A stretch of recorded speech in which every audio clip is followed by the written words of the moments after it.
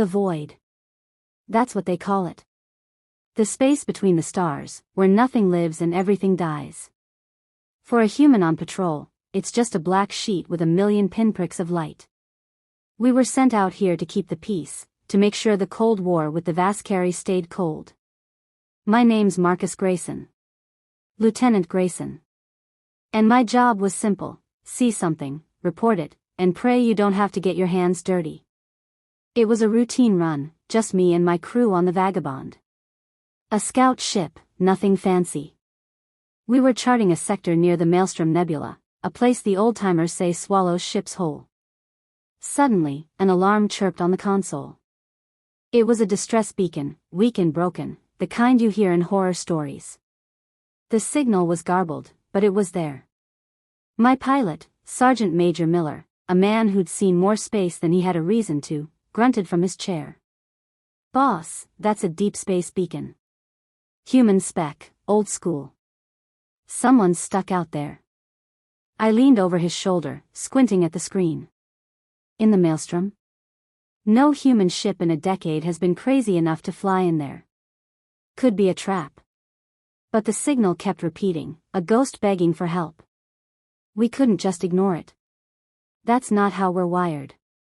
We set a new course and pushed through the nebulous haze, the ship groaning under the pressure of the cosmic dust. The closer we got, the more the signal cleared. It wasn't just a beacon. It was a human emergency frequency, but the message was in some kind of alien code. "That's not right," Miller muttered, his fingers flying over the console. "The signature, it's a mix. A human distress signal, but it's transmitting on a HFYSci frequency." We landed on a moon, a lifeless rock floating in the middle of a graveyard of debris. The air was thin, cold enough to freeze your tears solid. We found the source of the beacon, a crashed HFYSci freighter, its hull torn open like a cheap can. This was no accident. The scorch marks on the hull were familiar. Drachnid raiders. Vicious, mindless things that tear through systems like a plague. We checked our scanners. No life signs. The Drachnids were either gone or had finished their work. My team and I moved carefully through the wreckage, our rifles up.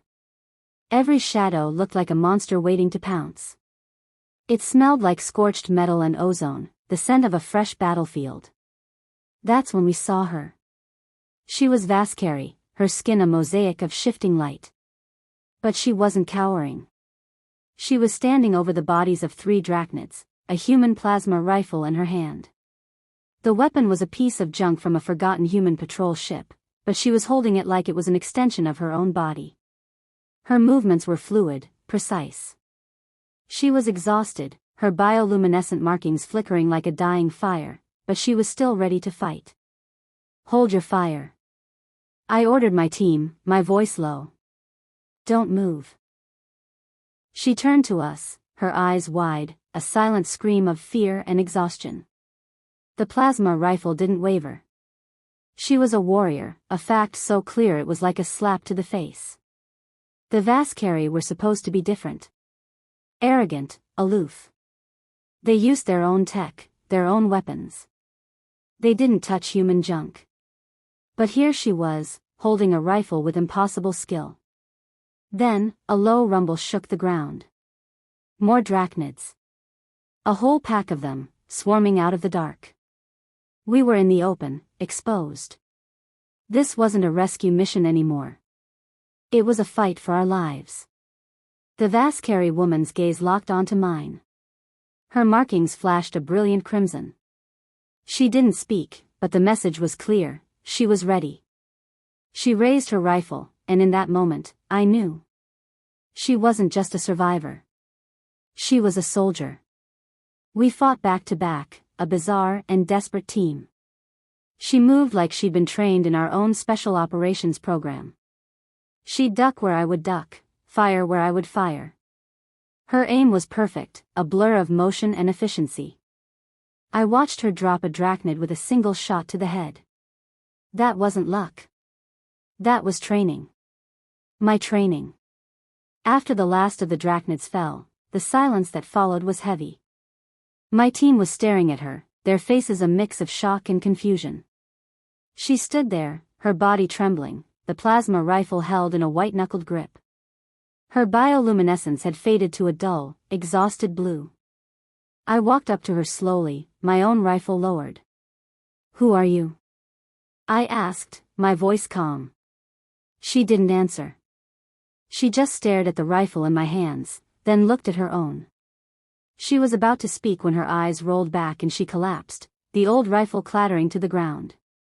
I caught her before she hit the dirt, her body light and strangely fragile. Her skin felt cool to the touch. The faint glow of her bioluminescence was all that was left of her power. I looked at my crew. Get her on board. Now. We had a mystery on our hands, a real head-scratcher. A HFYSci who fought like a human, who used our weapons, and who was now lying unconscious on my ship's medbay. My gut told me this wasn't just a rescue. It was the start of something much bigger, something that was going to change everything we thought we knew about them, and about ourselves. The black sheet of space wasn't so empty anymore. There was a ghost, a strange echo, and it had a name, Kalara. Space has a way of shrinking when you're being hunted. We'd been on the run for less than an hour when the sensors lit up like a Christmas tree. Not drachnids this time. This was a HFYSci special ops fleet. 3 scout ships and a flagship, a Purifier-class cruiser. They weren't here for a rescue. They were here for us. I stood over the tactical display, watching the enemy fleet close in. "They're not hailing us," Miller said, his voice tense. "No diplomatic codes, no negotiation. They're just coming." Kalara, still recovering in the medbay, had been silent since she woke up. Her bioluminescent patterns were a soft, calming blue now. I brought her to the command deck, sitting her down at a console. I pointed at the incoming ships. "Those are your people. They're trying to kill us." "Why?" Her markings shifted to a panicked, frantic red. She looked at the display, then at me. My translation program struggled to keep up with the rapid-fire words, but the gist was clear. She wasn't one of them. Not anymore. She was a purifier, a scholar who searched for the truth. And she had found something that the HFYSci military wanted buried. "What did you find?" I asked. Her hands moved across the console, pulling up schematics and ancient texts. The translation software was on fire. What she showed me defied everything we'd been taught in the academy. She had uncovered archaeological evidence, ancient pictographs and data shards, that revealed the HFYSci and humans shared a common genetic ancestor. That, millions of years ago, a single species had spread through the galaxy from a long-lost, cradle, star system, eventually evolving into 2 distinct species. The human HFYSci war had lasted for generations. They thought we were vermin, a lesser species. We saw them as arrogant, cold-blooded monsters. Now, she was telling me we were family. The thought was so crazy it almost made sense. Their entire society is built on the myth of their purity, I narrated in my head. They believe they were chosen, created by some cosmic force. This truth, this shared ancestry, would tear their whole society apart. They'd rather kill her than let that happen. The chase was on. I ordered Miller to take us into the Maelstrom Nebula's core. It was a stupid plan, but our only one. The cosmic dust and gravitational anomalies would mess with their scanners, maybe give us a chance to lose them. It was a gamble, but we had nothing left to lose. As we flew through the swirling chaos, their pursuit was relentless. A single shot from the Purifier's ship rocked our vessel, sending a jolt through the deck. Kalara fell, and I grabbed her, pulling her close. In that moment, her skin flared, a brilliant, pulsing light. Her bioluminescence changed from blue to a vibrant green, then a deep, resonant gold. It was a kaleidoscope of light, but it wasn't random. It was a rhythm. It was a rhythm I recognized. It was the beat of my own heart. I held her there for a second, just watching. It was like some kind of cosmic synchronicity. We were just 2 different species, one with a shifting light on her skin, the other with a heart beating in his chest, both of us with the same rhythm, the same purpose. It was a crazy thought, but in a world that had just gone upside down, it felt like the only thing that made sense. We found an old, abandoned listening post inside the nebula's core. The perfect place to hide and regroup. Its rusted hull was a testament to a long-forgotten war. It was quiet here, a temporary peace. For the first time, Kalara and I weren't running. We were just there. She showed me more of her data, ancient tablets that she had to hide from her superiors. I showed her pictures of my family, of a small green and blue planet called Earth. We have a saying, I told her, my voice quiet. Blood is thicker than water. It means family is more important than anything else. Her markings pulsed a soft, inquiring blue. She didn't understand the words, but she understood the feeling. In a way, we were becoming a kind of family ourselves. Two lonely beings from two different worlds, hiding in a forgotten corner of the galaxy, bound by a secret that could change everything. But the peace was short-lived.